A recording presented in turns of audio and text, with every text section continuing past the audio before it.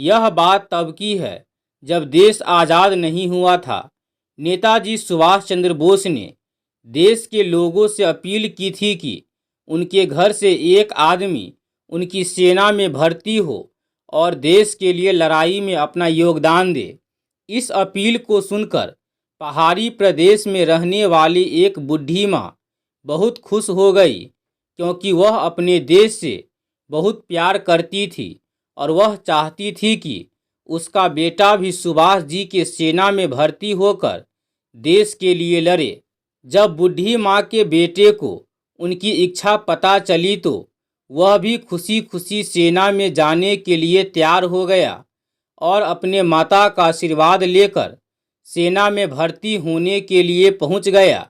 इस सेना में भर्ती होने के लिए कर्नल जब सबसे पूछताछ कर रहा था, तब कर्नल ने लड़के से पूछा कि वह कितने साल का है और उसके घर में कौन कौन है।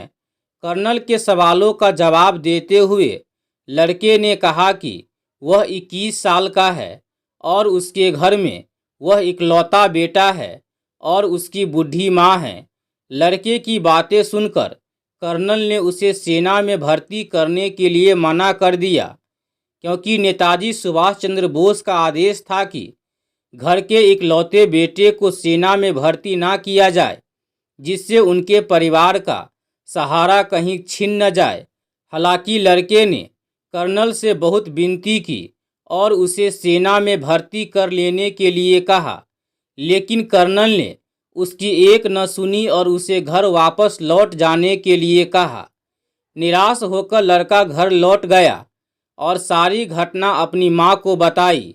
इस दुख को उसकी माँ सहन नहीं कर पाई और उसे आखिरी कुछ शब्द बोलकर वह अपना देह त्याग गई। माँ का अंतिम संस्कार करके लड़का फिर से सेना में भर्ती होने के लिए वहीं पर वापस लौट आया और वापस लौटकर उसने कहा कि अब उसके पास कोई परिवार नहीं है।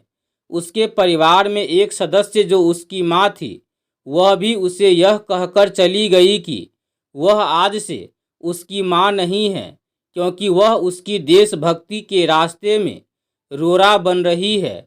इसीलिए उसे उसकी माँ कहलाने का हक नहीं है और उसकी असली माँ भारत माता है।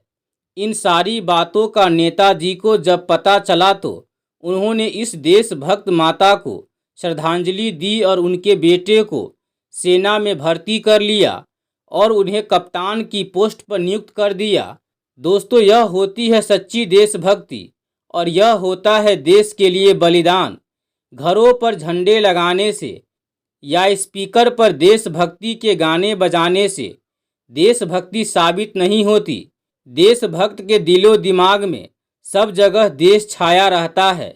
भारत में ऐसे देशभक्तों की कोई कमी नहीं है। ऐसे देशभक्तों को सलाम, भारत माता को सलाम। दोस्तों, मुझे पूरी उम्मीद है कि यह स्टोरी आपको ज़रूर अच्छी लगी होगी। यदि आपको यह स्टोरी अच्छी लगी हो तो वीडियो को लाइक करके चैनल को सब्सक्राइब जरूर कर लीजिएगा और साथ में इस स्टोरी को अपने दोस्तों के साथ शेयर जरूर कीजिएगा। आपका अपना कीमती समय देने के लिए आपको दिल से धन्यवाद। आपका दिन शुभ हो। जय हिंद, जय भारत।